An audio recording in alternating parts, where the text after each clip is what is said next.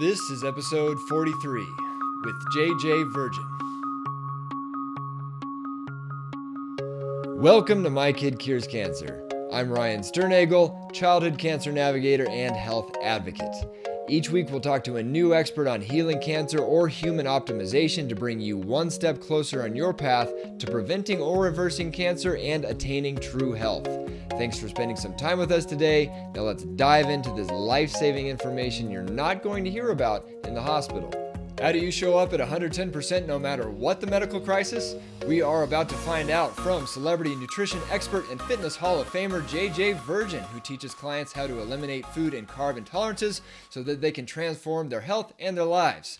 As co-host of TLC's Freaky Eaters and health expert on Dr. Phil, JJ is a prominent TV and media and personality, including appearances on PBS, Dr. Oz, Rachael Ray, Access Hollywood, and The Today Show. JJ is the author of 4 New York Times bestsellers: The Virgin Diet, The Virgin Diet Cookbook, JJ Virgin's Sugar Impact Diet, and JJ Virgin's Sugar Impact Diet Cookbook. Her latest book, Miracle Mindset, shows warrior moms how to be strong, positive leaders for their families while exploring the inspirational lessons JJ learned while fighting for her own son's life.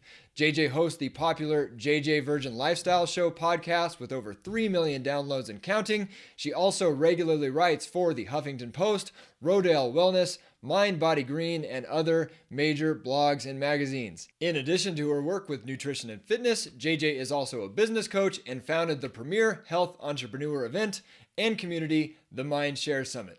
Find articles, recipes, helpful online programs, and more at jjvirgin.com. And this was a really meaningful interview for me to get to record. Most of you know the story by now that Teddy and I were getting really into health and nutrition and fitness for a good period of time before Ryder was diagnosed. And so we were able to hit the ground running from a research perspective, but mostly because of JJ and JJ only, also from a mindset perspective. We'd heard an interview with her early on about the traumatic brain injury her son sustained, that all the doctors told her that he had little to no chance of living through, and the mindset she kept going through the whole thing to stay at 110% for her son. And it resonated with us so much that we started following her, and not long thereafter was when Ryder was diagnosed. And we did really go into that thing guns blazing, a lot more so than had we not started following her, had she not put that spark in her mind. So to be able to get to do this interview was very meaningful indeed. More specifically in this interview, some of the things we got into with JJ are, again, hearing about how she brought her son back from a 0.25% chance of living at all, with even less of a chance of walking or adequate mental function, to living a happy and full life today. Also, really big theme throughout most of the interview is the most selfless thing you can do in the role of a caregiver is to take care of yourself first. Bold statement, but I think you're really going to like the explanation. We talked about all the other mantras and tactics and mindset practices that JJ already had incorporated going into the ordeal that allowed her to hit the ground running. And one of those practices we dove into in a bit of depth on was tapping in the tapping solution. Very simple and easy practice that so many people in the health world swear by to get yourself right in the head in a hurry.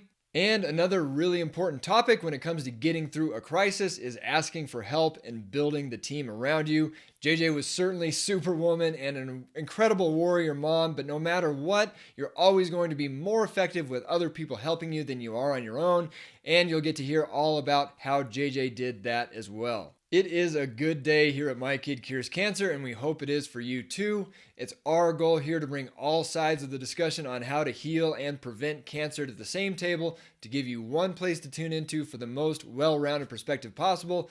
This show and everything we do at My Kid Cures Cancer is inspired by my wife Teddy and I's experience with childhood cancer, bringing our son Ryder back from a stage 4 cancer diagnosis to the happy, healthy little boy he is today. We will get to JJ in just a minute, but before we do, of course, I need to let you know that the information you hear on this show is for informational purposes only and is not intended to be a substitute for medical advice, diagnosis, or treatment. And before we get to the interview in this section where I let you know what we have going on at My Kid Cures Cancer for the week, I am very excited to let you know that this is also a very significant topic for us personally to be addressing right now on mindset and dealing with life challenges, or should I say opportunities, as I, along with the rest of our family, are now full-time My Kid Cures Cancer. Teddy and I have been envisioning the day that what we have going on here would be stable enough to leave my day job, and it seems like we did an extra good job of manifesting that second part, as my position at the company I've been at for almost 8 years now no longer exists, and this came just a little bit before what we have going on here could reasonably be described as stable, but we've got a small runway to make it happen, and we are going to make it happen. I've been working in my spare time for the last few months on an online childhood cancer coaching program that's basically everything we know packaged up in a roadmap that's easy for any parent to follow. And we've wanted to get that out so badly because we know it's going to help so many people. And now we get to finish that. We also have at least one other big project that's been on the someday soon list that just got bumped up to the now list. We'll be letting you know about real soon.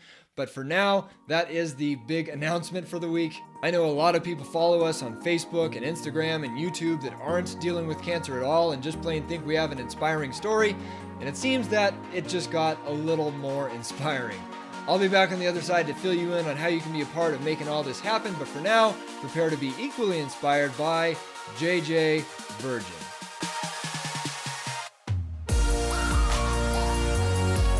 Welcome back, everyone, to My Kid Cures Cancer. We have with us JJ Virgin. JJ, how are you? Thanks for coming on the show. Good to be here. Good to have you. Like I was just telling you before we started recording, I think a lot of people know you for just being an awesome fitness trainer, guru, whatever you want to call it. You've been around for a long time in the health and wellness space, and you were one of the first people that Teddy and I came across when we just, back before Ryder was diagnosed, when we were just kind of getting into general health and all that stuff ourselves. I think we started listening to Dave Asprey, and then, you were on Dave's show. And it's funny because I guess maybe funny is not the right word, but you were talking about what you had been through with your son, and that just really resonated with us, and how you were able to kind of persevere and just the mindset you kept throughout the whole ordeal. And we'll get into what that ordeal was, but Lord works in mysterious ways, I suppose, because we always kept that, just that interview in mind when we were going through our ordeal. And now I get to interview you on our show, and you can full circle, man. I know, it is why I talk about it, because I want to make sure that if there's even one person out there that, it helps them show up in a healthier way. Cool. I did my job. You did your job indeed. That being said, I suppose, do you want to just start with maybe, I know you had a lot of, I heard an interview, with you talking about your when you got into the whole miracle mindset, your book, video, the courses, all of that. And I know mindset came early on for you, and you had a mentor, and you weren't even expecting mindset training, and that's what you got, that sort of thing. Do you want to just start maybe talking about, give everyone a little bit of background on just who you are and what you do, in case anyone doesn't know, and then how mindset came into the picture for you pretty early on, as I understand it. So I am a nutritionist and kind of a retired fitness trainer. I mean, I'm still an exercise physiologist. I was one of the first two personal trainers that I know of in the country way back in the, early 80s, me and Body by Jake. I was in a doctoral school studying nutrition, or studying fitness, and it was very clear you couldn't exercise enough to compensate for a crappy diet. And when I really looked at what was making the biggest shift quickly, it's exercise is critical for long-term health, brain health, maintaining good body comp, but diet's really the big needle mover to start. So I got obsessed with that. But I was super fortunate in my it was right when I was turning 30, I had this client as a personal trainer. I was in, I think, my 4th grad school down in Miami studying sports medicine. And I was walking down the beach with her, and she goes, "What are you going to do when you graduate from University of Miami?" And I said, "Oh, I'm going to go get my PhD." She goes, "Well, why are you in grad school?" And I go, "Because I want to help more people." And she goes, well, why are you going to go get your PhD? And I go, well, because I want to help more people. And she goes, those actually, that is not, those don't correlate. You just because you get a PhD doesn't mean you'll help more people. And I said, it won't. And she goes, no, it doesn't guarantee any success. And I'm like, it doesn't, because my whole family just raised me more education. And she says, I can teach you how to be successful if you want. And I'm like, here, Ryan, this gal was a self-made multimillionaire, had grown up in a trailer park in Kansas. And I watched her because she was transforming thousands of people's lives, probably hundreds of thousands of people's lives. And, that was what was super inspiring and exciting to me. So when she said that, I literally, I had a personal training business at the time that I sold, and I moved into her house. That's like how all in I went on this. And, the first couple of days of being with her, I thought, okay, great. She's going to show me all the strategies, tactics, everything I need to know, the track to run on to be successful. And she did that, but not in how I was expecting it. And you hear Tony Robbins say that 80% of success is mindset. I know there's that big 80-20 rule, and maybe that's really the 80% is mindset.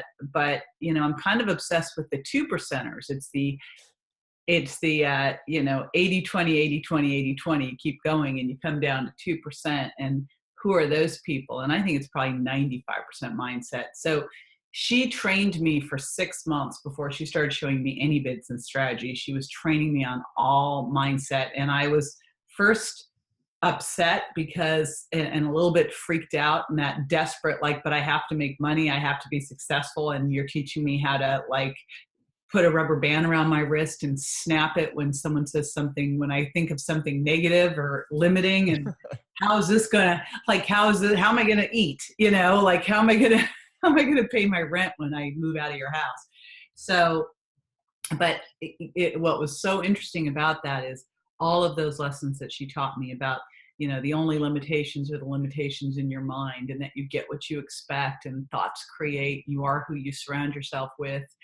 And there are no victims, only volunteers, just on and on and on. All these phrases that she taught me just became me. They're a part of me, so much so that when a huge crisis hit, that was the person who just handled everything and was able to show up because it was just who I was. I didn't have to think about, oh gosh, I have to think positive now.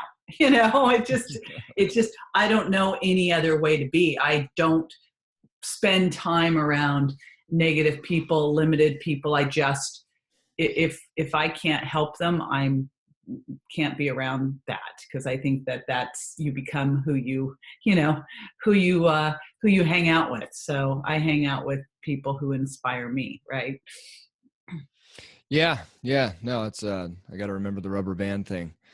Yeah. The rubber band thing is so powerful. I made our mastermind group do that at our last mastermind retreat. Everyone had to wear these rubber bands, and man, it is so powerful. You don't realize how many times a day you say something like, I have someone who's worked for me for 20 years and I'll catch her. She's like, oh, I'm such an idiot. I'm like, what? Snap. Man, I guess I already got my little rider wristband. That'll hurt though. But yeah, no, and it's just on the kind of the people's energy being almost contagious, I guess you can call it. I've met a few people that really talk about energy a lot through knowing you. We've had Robin Openshaw on the show and Shauna Ekadal, and just talking to those people have really got me kind of more conscious of not just showing up 110 myself, but also making sure I'm only surrounding myself with people who are like-minded, because it's all going to affect who you are and how you show up. And no, I was glad to have at least gotten a little bit of that when Ryder was diagnosed, because it certainly did carry us through. But hopefully, what we're doing with this show and especially this episode will will help people, even a lot more than we got it, when we were going through it ourselves. So all that being And said, the big point, Ryan, is yeah. that as you're listening to this, if you're already in a state where you're handling challenges, the faster you can incorporate this in, the better off you'll be. And if you aren't there yet, you never know when something's going to show up for you. I mean, it's the one thing we know for sure in life is you're going to face some stuff, you are. And hopefully some of those things will just be opportunities, maybe opportunities in disguise, but you're going to. And it is all about how you show up. And that is all your choice. People feel like, it's like that is your choice. That is under your control. You have that power, and that changes everything. Beautiful. So what, tell us about the ordeal that you handled so masterfully, JJ. I didn't like this view. I'm changing my view a little bit. Okay. If I turned it all the way around, you'd see that the dog is behind me, sound asleep. She loves being in here. So this was like 4 weeks before the Virgin Diet was getting ready to be published. And I am the financial support for my family. And at the time I had 2 boys, they were 15 and 16. And I had invested everything into this book coming out, the whole advance. I'd borrowed, I was all in, because I really knew deep in my heart, I was like, this is it. I have really put together something easy that can be so transformational for someone in their health. And I got to go for it. And you've already seen I'm kind of an all-in person. And so a month before this is going to happen, this book is coming out, all the public television, everything else. My son is crossing the street at dusk. He's gone out for a walk and doesn't have anything on him either. He's out for a walk, does not have any identification. 16-year-old boys are not carrying driver's licenses. And a car hits him. And we don't know exactly what happened because a neighbor only saw a woman get out of her car, the neighbor heard it, then saw the woman, drove up, saw the woman get out of her car, get back in her car and drive off, and then saw my son in the road. And he pulled his truck to block it because it was a main road, called 911. And then fortunately, my ex-husband and my other 15-year-old happened upon the scene after Grant had been airlifted. But if they hadn't, he would have been a John Doe at the hospital. We would never have known who it was. And so when they came upon the scene, they said, what happened here? Because they knew that Grant had been out walking. And John said, my son was out walking. And they said, well, a boy was hit. And they looked over at my other son, Bryce, because they're only a year apart. They look like, twins. And he said he looked just like him. So we now knew it was Grant, but we didn't know anything except he'd been airlifted, which we knew was bad. And they wouldn't give us any information over the phone. By the time we got there, we were fairly freaked. We got in, they ushered us into a conference room. So now we knew it was super bad. And they told us that my son had suffered very, very serious injuries, that he had a torn aorta that kills 90% of the people on the scene, and that if it wasn't repaired, it would rupture sometime within the next 24 hours. Every hour, the chance of it rupturing was another 10%. So now he had 100%, of the next 24 hours, it just was going to go down and down and down.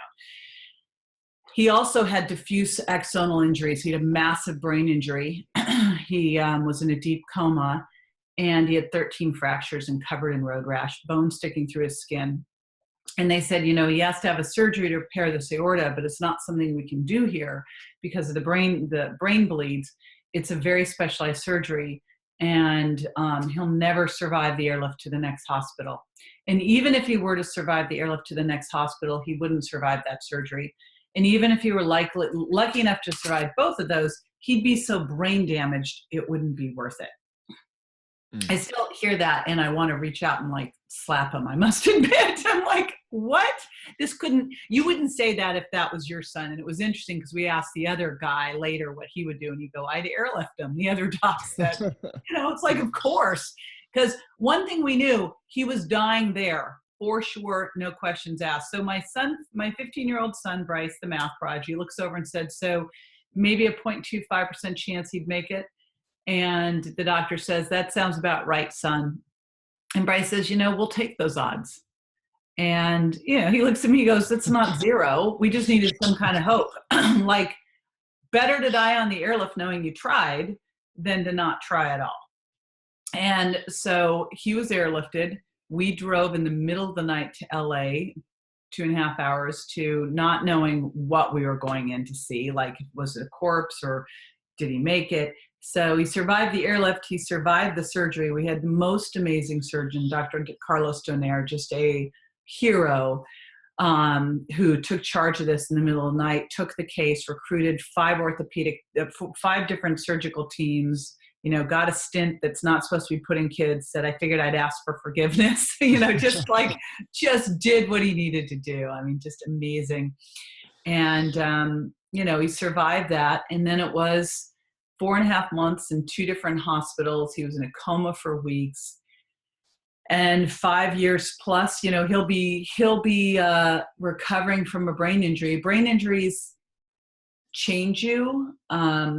I'm determined, and so far it's changed him in some ways that are better than before the accident. Kind of made a commitment in the hospital that he would be 110%. And there's still so many things that we haven't even come close to exhausting as opportunities. So right now, if you met him, you probably wouldn't recognize anything different about him. He's, athletic. They told us he'd never walk again while he's running and playing tennis.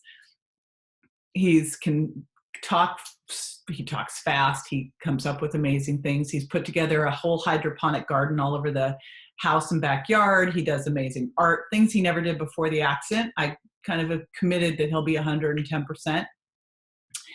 And, the big challenge you have with brain injuries is massive mood swings and some hormonal issues and stuff. But the way I look at it, Ryan, is we all got something. Every one of us, right? And we all got something. If you don't have it yet, you will have it at some point. So be empathetic to other people. I remember in elementary school, Grant had early onset bipolar disorder that was rapid cycling. And some of the mothers were so judgmental, like as if my kid wanted to be a bad kid. No one wants to be. It's like a puppy doesn't want to be a bad puppy. A kid doesn't want to be a bad kid. And I kept looking at those mothers saying, your kid, that little perfect child you have now will probably be like the drug addict or slut in high school. So you might want to watch it, like be empathetic, But, so that's just his. And we're working through it. We've got him here. I couldn't fix him if he was in the dirt. So I looked at him and went, hey, let's do everything that we can, because there's always more you can do as long as you have hope and faith.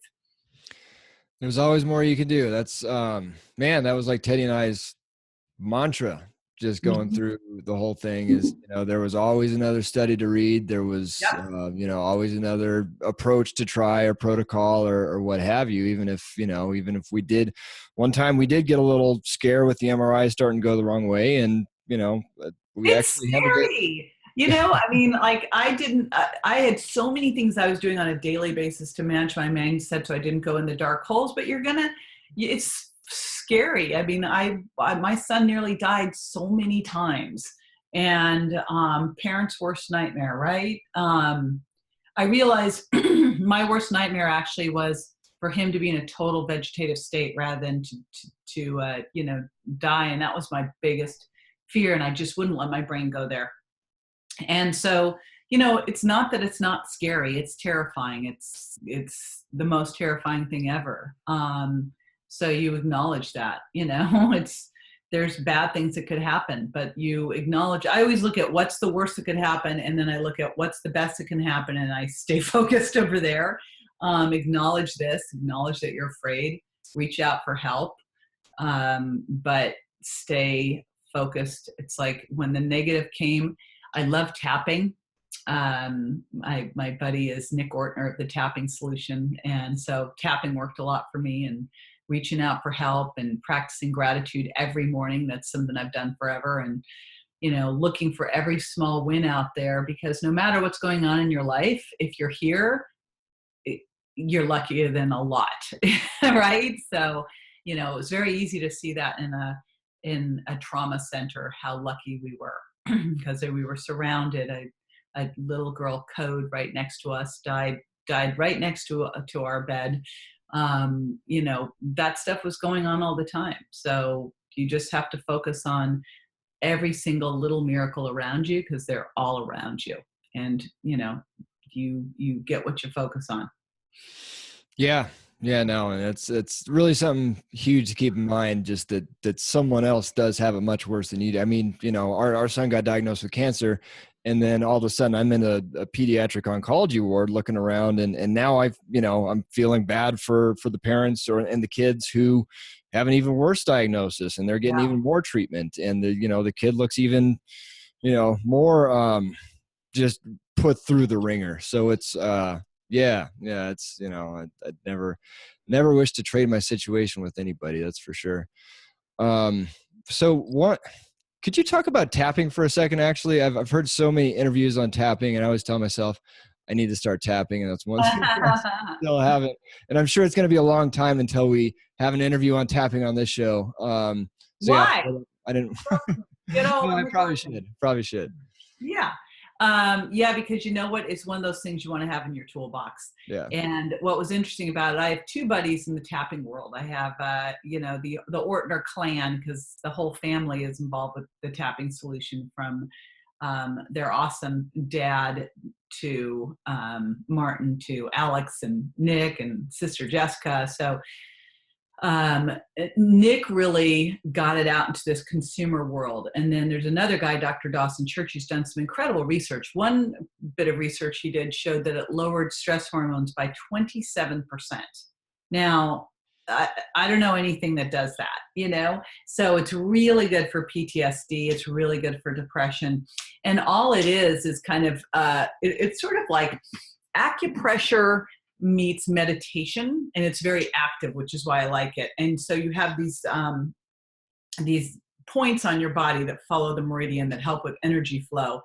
And you start by just tapping in something like, I realize I'm scared right now, but I'm doing everything that I can to help my son. And you would just tap that onto your hand. And then you get into a little mantra that says, help my son. And you start by tapping on your head, and then you tap up on your eyebrows and under your eyes and side of your face.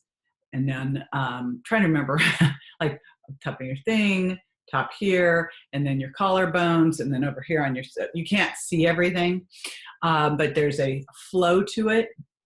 And you just go around a couple times, and then you check in to see if your anxiety around that, your stress, your fear around that has gone down. And if it has, then you can flip into something that, you can flip into a more proactive tapping statement. So you can do it however you want to do it. A lot of times I'll just do it just to manage whatever is scaring me. But I also will do it to tap if I'm having an event. I want a specific outcome. I will tap that outcome into. And tappingsolution.com, I put it into the show notes, because if you go there, you can actually get the entire, like, how to do this. Here are all the tapping points, starting with, start here, end here, go here, go here, go here, go here. Because I know I've just run through it fast. But the cool thing is, literally, it's something that you can do in your bathtub. You can do it sitting on the subway. You can do it anywhere, and it works fast, and it's free, and it's easy. Anyone can do it. So. Yeah, no, it's great. And we'll certainly put some links to tapping in the show notes. I just didn't want to say the word tapping, and sure, yeah. I was introduced to it early on, for my kids, and my younger son, my now 20-year-old Bryce, was the one who got totally hooked on it at like age 5. And I used to tap for him, and it just would just soothe all his anxiety. So it's amazing.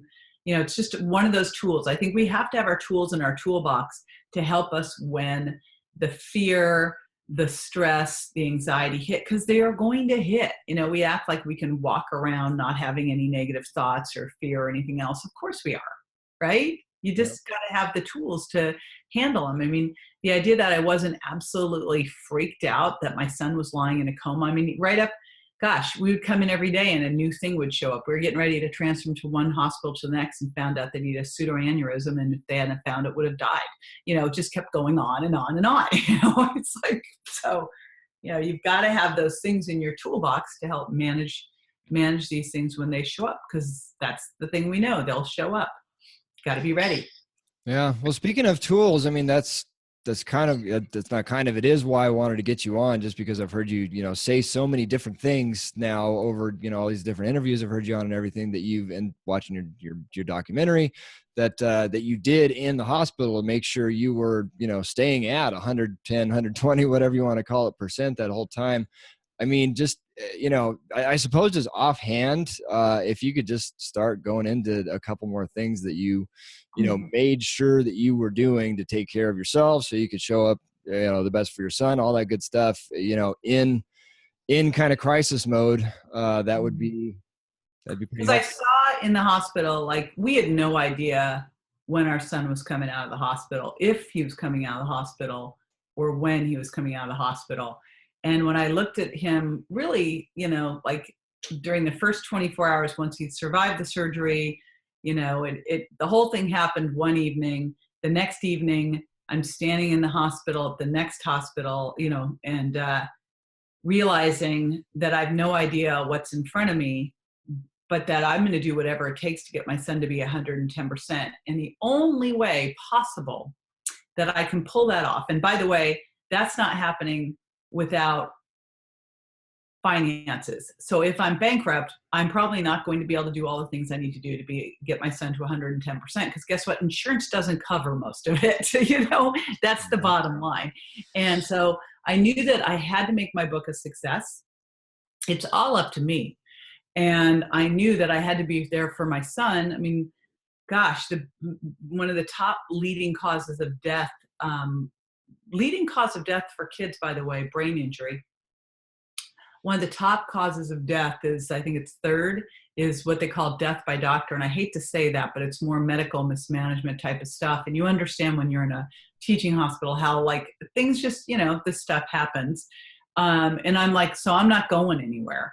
But I also have to make the book the success. And I'm looking at Grant, and I know that the only way to pull this one off is that I have no margin for error. Like, I can't get sick. You can't go into an ICU. My son had a hole in his brain, like he had a tube coming out of his brain. He had a central line, a tube coming out of, tubes coming out of his wrist, his stomach, everything's got holes coming through it, right? And I'm looking at this going, the only way this is going to work is if I am at the top of my game. I'm making life and death decisions. I have to be completely game on, high energy focused. And yes, you can run on adrenaline for a day, 2 days, a week, but you can't do that for long. And so I made a commitment right then and there that I was going to put myself first, because I knew that the only way that I was going to pull off taking care of my son, my other son, my business, which would ultimately take care of both of them, was by doing that. And so I knew that I couldn't get sick, that I had to be able to focus. I was doing interviews in a little room over at UCLA's hospital that they gave me. So fortunately, I walked into it already at 100% in terms of health, but I made sure I was getting my sleep every night, 8 hours of sleep, non-negotiable. I was exercising. I found a gym like a quarter mile away. If I couldn't get there, I was running the hospital stairs or working out the little hotel gym nearby. I had great food. In fact, anyone who was coming to the hospital always brought me something. So I figured out where Whole Foods was, which was right close to the gym, but I also had amazing food. I had my NutriBullet, I had my bars and my shakes. I had everything lined up. I took extra supplements to be able to handle stress. And I asked for help from everyone around me. And so that's how I was able to pull it off. Was, I think, honestly, one of the most selfless things you can do. See, I think it's selfish actually not to take care of your health. And I know this is a bold statement, but I like to make them. Because you drag everybody else around you down. If you want to have a healthy family, you got to be healthy yourself. In fact, you can't talk about it. You can't tell your kids to eat healthy and then you're eating garbage. It's ridiculous. If you really care about your family, then you'll make darn sure that you are the best role model you possibly can be. You will exercise. You will get your sleep. You'll deal with your stress. You'll eat correctly. You'll take your supplements. These things, you'll do something mindful, right? These things matter. They have to matter. And I see so many people, I'm very, very aware of this. I always have been in my field, because I see a lot of people in the health world and the personal development world who don't walk their talk. Not a lot. The people who I know who are super successful, they are the real deal. But you see those people who can't figure out why they're not where they need to be, and they're not authentic. I'm like, because you're telling people, not to eat crap, and I'm seeing what you're doing, like you're sitting next to me with a Diet Coke, it's like you're not authentic. So that whole idea of putting your self-care first is selfless. It is what you can do so that you aren't going to be a burden on someone else, right? And that you now are the role model so that you can do what you need to do to show up for your family. Yeah. No, it's huge. And, it's so easy, from a caregiver's perspective, especially if you are a caregiver, it's probably somebody you care about.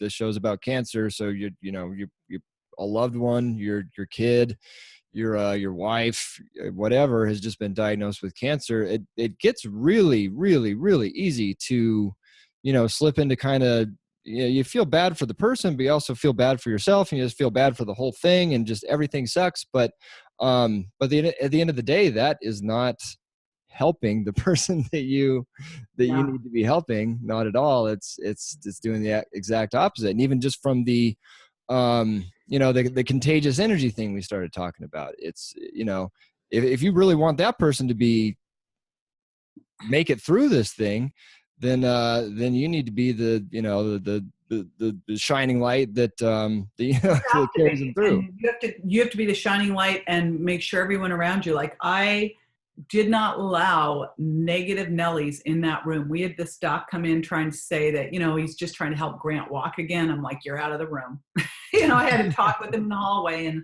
explained. I told everyone coming in, he's going to be better than before the accident. This is who he is. He's 110%. And it's like, if you're not on that bus with me, then you're off the bus. And we are really careful about what we say around him. I know he could hear me because he actually told me afterwards, but energy is contagious. I mean, we know, like what you're sending out will other people grab onto. I wanted him to know, and I told him early on, I said, Grant, you're going to be 110%. This will be the best thing that ever happened to you. We've got this. You need to fight. We're fighting here. We'll all be good. You're strong. I know you can get through this. And you just don't waver on that, because then they'll go, of course, if we had listened to that first doctor, he would never have left that hospital and he would be dead. And if we listened to some of the other doctors who were amazing, but they would have opted for him just to survive, not to thrive, not to have this be a transformational event in his life that could make him better than before. Yeah.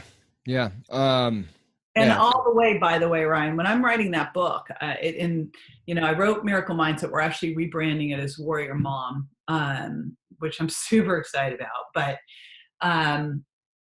when I wrote that book, 25% of people with brain injuries are suicidal. 5 million people a year have or 5 million people in total have a disability of some sort due to a brain injury. We have 1.7 million brain injuries a year. It's a massive problem. And, so this doesn't really matter if you're talking about cancer, if you're talking about, a heart attack, if you're talking about dementia. It's all something that we're dealing with. But with Grant, suicide was a very, very scary thing. And he actually tried to kill himself a couple times. And as I was writing the book, I had to be super clear that what I was writing about is how you handle things, how you show up, whatever the outcome is. Because the outcome when I was writing the book was uncertain. you Yeah. know, and it's always uncertain. Guess what? That's how it is. So it is how you show up that makes the difference. And I had someone, I've watched people in my life who've done things out of integrity. We had someone who used to work for us who moonlighted on the side, did substandard work, basically stole from us, and then tried to say that that was okay. So sorry he did it, but his wife was having a baby and he was just worried. I'm like, but when you squeeze an orange, you get orange juice. This is a character issue. This is who you are. You being stressed doesn't ever make operating out of integrity okay, right? Yeah, no, exactly. It's, and every time it's been a constant theme with us too. We, there's, if you're going through cancer and your kid having cancer, like there's temptations to, do stuff along the way that would be not necessarily described as of integrity, but it always seems like in the long run we've definitely stayed the course, and it always pays off. Before we go, you also, a big part of it is the community that you did pull in. I mean, it wasn't just you doing that, pulling everything off, I should say. You touched on it a little bit, but that's something I always try to beat people over the head with is you need to ask for help. Get any, I don't know, anything come to mind there for you for what you were doing, or what you'd have people do as far as not taking it all on themselves? This is personally, the whole martyr syndrome makes me it's ugh, like I can't stand that either. But I always felt bad asking for help. And then I started to think about, when your kid's life's on the line, you ask for help. Like, you just ask for help because it's about your kid, not you. But it made me realize, like, the times in my life that I remember the most are not like when I got a new pair of shoes. All right. They are times when I feel like I did something that had a major impact in someone else's life. When Grant was at the second hospital, the rehab hospital, Children's Hospital LA, there was a girl there who was 16, had leukemia, and her parents were staying at the Ronald McDonald House, and they were from Guam, and they had no money. They both lost their jobs. They were there to be with their daughter. They had 3 more kids at home. They just lost their other son to leukemia. All this little girl wanted was to see her sisters for Christmas. And I told this mom, I said, listen, I've got a bunch of airline miles. I'll fly them in. And she goes, no, no, no, no, no. And I go, yes, yes, yes, mom to mom. This is what I'm going to do. Well, I go to check on my airline miles and find out that I didn't know where Guam was, Ryan. I'll be honest. Okay, I would totally fail on that. Are you smarter than a 5th grader show? I would be like a laughingstock. Okay, so I find out that it's a lot of money to fly people from Guam, and my airline carrier doesn't go there, but I've already committed to it. And, things were really tight, but I just made it happen. And I will tell you, seeing the pictures of that girl who died shortly afterwards, get to see her sisters and her sister, it was everything. And so you think about times in your life when you've had the opportunity, the good fortune to be able to help someone else out, and how it makes you feel, because I can guarantee you it gives you 10x what you did for them. And I realized that you can't just be the black hole either way. You can't just be the one giving, and you can't just be the one getting.